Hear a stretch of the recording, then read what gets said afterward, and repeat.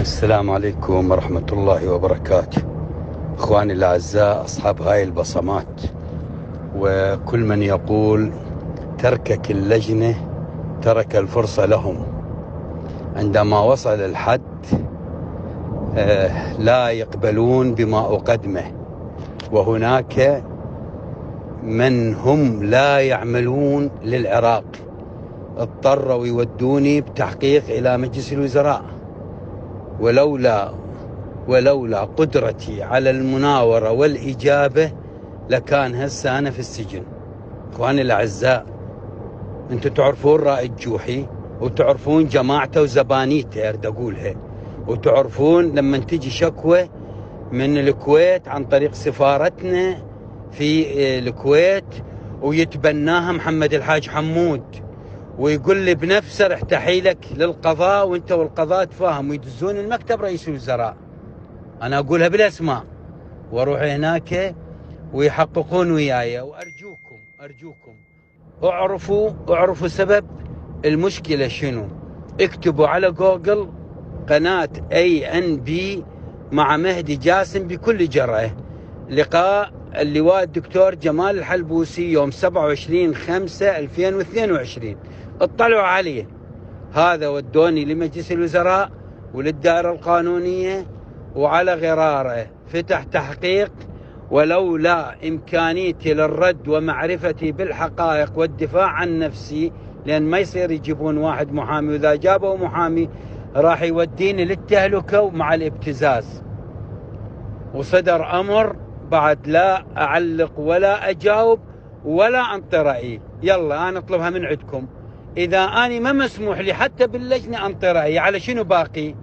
ثم بعدها بجلستين بعد مرور شهرين تقدمت شكوى أخرى من الكويت. الشكوى بالضبط المادة السابعة من محاور اجتماع اللجنة 123. ما الذي ورد فيها؟ ورد كالآتي: تقديم الكويت مذكرة احتجاج ضد اللواء الدكتور جمال الحلبوسي لظهوره في منصة راداو الإلكترونية. طبعا هاي المنصة أنا رأسا بالاجتماع في وزارة الخارجية فتحت التليفونين اللي عندي وطلعت المنصة. كنت أنا ورمضان حمزة من دهوك وأحد أخوان الخبراء من وزارة الموارد المائية، ثلاثة قد تكلمنا في تقرير لقناة راداو، مو قناة طبعا تلفزيون، منصة إلكترونية، تحدثنا فيها عما حصل من جفاف وقلة مياه وإجراءات تركيا. الموضوع يتعلق بالمياه العراقية المشتركة مع تركيا، ما فيها كلمة للكويت.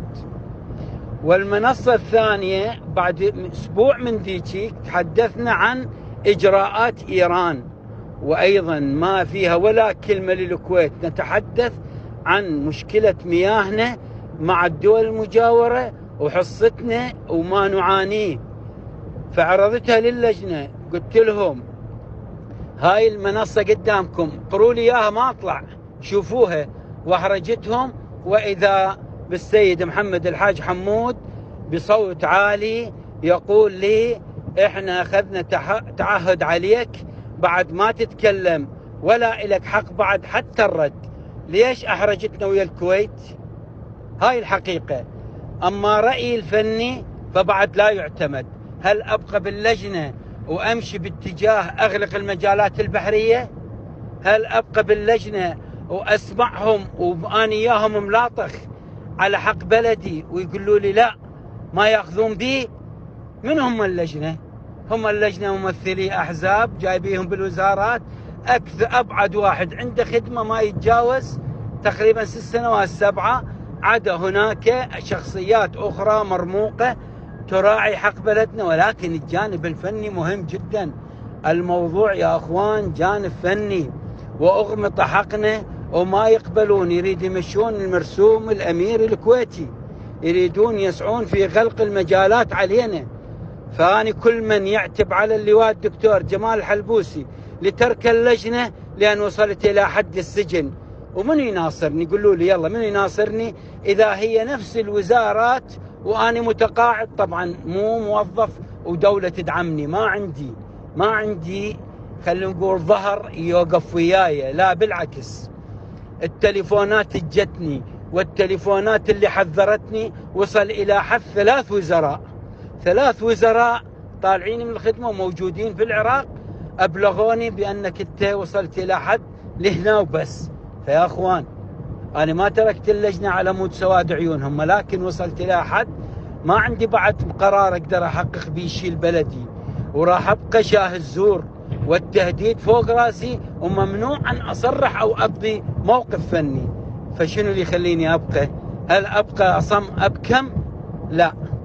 أنا من رحت للإعلام ما رحت إلا لأن وزراء ونواب وموجودين يطلبون من عندي أن أقدم لهم في الصورة حتى يطلع بالإعلام. وكل اللي حدث هو نتاج أخوانكم الوطنيين ممن يراعون حق بلدهم. فرجاء هاي البصمة أرسل لكم إياها، وإخواني بالجروب ما أعرفكم أنتم منو، هذه الحقيقة. أما إذا تعرف بعض الحقائق الأكثر فعلي ألا أتكلم. وجزاكم الله كل خير. انطوني وزارة، انطوني جهة معينة، انطوني حزب يقف معي، انطوني جهة معينة، انطوني حزب يقف معي. حاشا لله، لا يوجد من يقف معنا. الموضوع أكبر من حجم العراق. تحياتي.